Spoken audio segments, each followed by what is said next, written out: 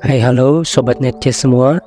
Pada video kali ini saya akan mengulas pertandingan catur menarik antara sang juara dunia catur saat ini, yaitu Grandmaster Ding Liren melawan Grandmaster dari Rusia Sergei Karyakin.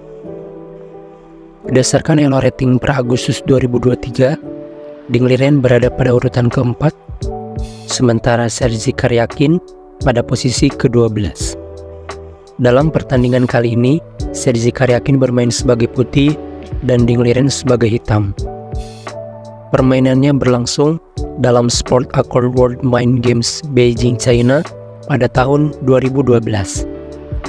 Karyakin sebagai putih mengawali dengan pion E4, dibalas Ding Liren C6, sebuah pembukaan pada pertahanan Caro-Kann. Lanjut Karyakin D4, hitam D5 menyerang pion, putih menjawab pion terus melaju, lalu gajah terang hitam bergerak ke F5, putih kuda F3, lalu hitam pion E6. Gajah putih bergeser ke E2, bermaksud untuk mengosongkan jalur rokade raja. Direspon, kuda hitam sayap raja melompat ke E7. Putih lalu rokade pendek, dan hitam pion maju ke H6. Pion H6 ini tentu bertujuan menjaga petak G5 dari lompatan kuda dan gajah putih.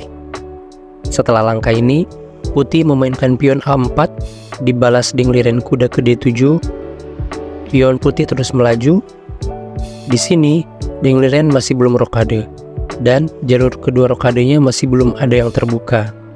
Jadi Karyakin berinisiatif menyerang dengan memajukan pion dari sayap menteri, karena kemungkinan besar hitam akan rokade panjang. Di sini kita bisa melihat bahwa jalur rokade pendek masih terhalang gajah yang belum berkembang. Setelah pion maju, menteri hitam ke C3 mengosongkan ruang rokade sayap menteri, lalu putih pion C3. Ding Liren lanjut mengeliminasi kuda dengan gajah, benteng membalas, lalu tentu Ding Liren menteri kali pion. Lihatlah teman-teman, pertukaran gajah dan kuda tadi bertujuan memindahkan benteng dari penjagaannya terhadap pion A5, karena jika dibiarkan, pion ini akan menjadi ancaman serius ke depan. Putih lanjut menyerang menteri dengan pion, menteri menghindar, lalu kuda putih mundur ke E1, bermaksud bermanuver ke sayap menteri. Lanjut hitam pion A6, direspon F4, lalu G6, putih menjawab pion G4, sebuah langkah berani, karena kini dua pion pelindung raja putih sudah dimajukan dan menyisakan ruang kosong yang bisa diserang hitam. Ding lalu pion F5 mengajak pertukaran, direspon pion H3 melindungi pion. Di sini hitam baru rokade, lanjut kuda putih melompat ke D3. Ding Liren terus memajukan pion, kali ini pion G5, lalu putih pion kali pion, dibalas hitam makan pion. Kini file H sudah semi terbuka dan siap dieksploitasi benteng. Lanjut pion dimakan gajah menyerang kuda dan benteng di belakangnya.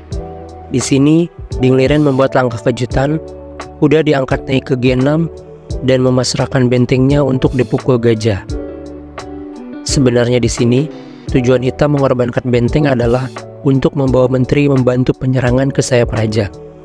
Karena jika gajah makan benteng, maka menteri kali gajah dan menteri sudah siap meluncur ke H4, memberi ancaman skakmat bagi raja putih di langkah berikutnya.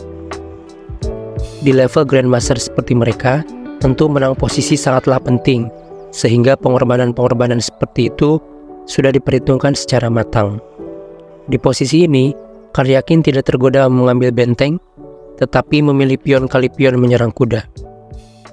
Lalu Ding Liren lanjut pion balas kali pion, benteng kemudian makan pion F5, lanjut hitam menyerang gajah sekaligus melindungi bentengnya.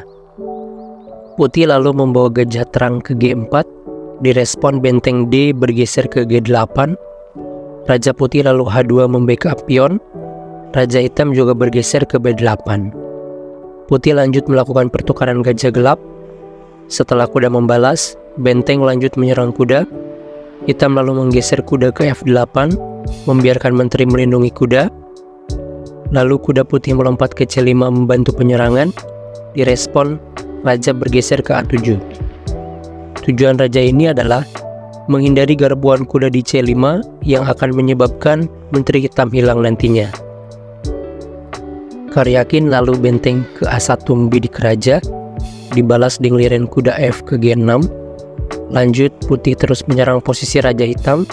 Kali ini menteri ke E2 membidik ke A6 bersama kuda dan benteng.